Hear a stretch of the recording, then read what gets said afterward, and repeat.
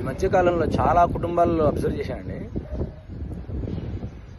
బయటికి గొప్పలుగా చెప్తుంటారు, నేను గంటసేపు పూజ చేస్తాను, విష్ణు సహస్రనామం చదువుతాను, లలితా సహస్రనామం చదువుతాను, ఆ శ్లోకాలు చేస్తాను, ఈ శ్లోకాలు చేస్తాను, 2 గంటలు పూజలు చేస్తాను, పూజ గదిలోకి వెళ్ళానంటే గంటసేపు అసలు బయటికే రాను, గంటలు పూజలు చేస్తాడండి మా ఆయన. పూజ గదిలోకి వెళ్తే అసలు బయటికే రాడు, గంట 2 గంటలు. అవంటాడు, ఇవంటాడు, అష్టోత్తరాలు అంటాడు, ఇవంటాడు, గంటలు పూజలు చేస్తాడు. ఇవి మీరు డాంబికాలు చెప్పుకోవడానికి తప్ప భక్తి లేదు అక్కడ. భగవంతుడికి కావాల్సింది నిర్మలమైన మనస్సు, నిశ్చలమైన భక్తి. సెల్ ఫోన్లు మాట్లాడుకుంటూ పారాయణాలు చేయడం కాదు, మెసేజ్లు చేసుకుంటూ జపం చేయడం కాదు,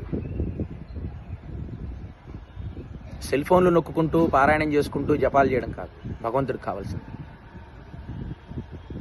ఇతరత్ర వ్యాపకాలతో గంటలు పూజలు చేసినా బూడిదలో పోసిన పన్నీరే. నిర్మలమైన మనస్సు, నిశ్చలమైన భక్తితో భగవంతుడికి నమస్కారం చేసుకున్న చాలు విశేషమైన పుణ్యఫలితం లభిస్తుంది.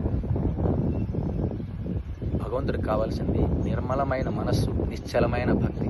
అలాగే ఎన్ని గంటలు పూజలు చేసినా కుళ్ళు కుతంత్రం లేకుండా నిజాయితీగా బ్రతుకుతున్నావా? ఒకరిని మోసం చేయకుండా ధర్మబద్ధంగా డబ్బులు సంపాదిస్తున్నావా? కుళ్ళు కుతంత్రం లేకుండా ఉన్నావా? ఒకరిని మోసం చేయకుండా ధర్మబద్ధంగా ఉన్నావా? నీతిగా ఉన్నావా? నిజాయితీగా ఉన్నావా? అది గంటలు పూజలు చేసామా?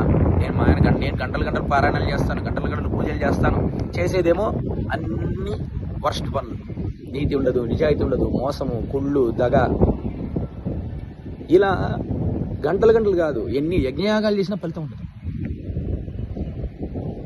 ఎన్ని యజ్ఞయాగాలు చేసినా ఫలితం ఉండదు. ఈరోజు రావచ్చు కాక ఐశ్వర్యం, కానీ రేపనే రోజు ఆ కర్మ ఫలితాన్ని అనుభవించక తప్పదు. గుర్తుంచుకోండి ప్రతి ఒక్కరు. ప్యూర్ హార్టెడ్గా ఉండండి, నీతిగా ఉండండి, నిజాయితీగా ఉండండి, ధర్మబద్ధంగా ఉండండి. ఆకలి అన్న వాడికి అన్నం పెట్టండి, కడుపు నిండిన వాడికి పెట్టినా ఒకటే, పెట్టకపోయినా ఒకటే. డాంబికాలు ప్రదర్శించకండి. భగవంతుడికి తెలుసు ఎవరేంటని.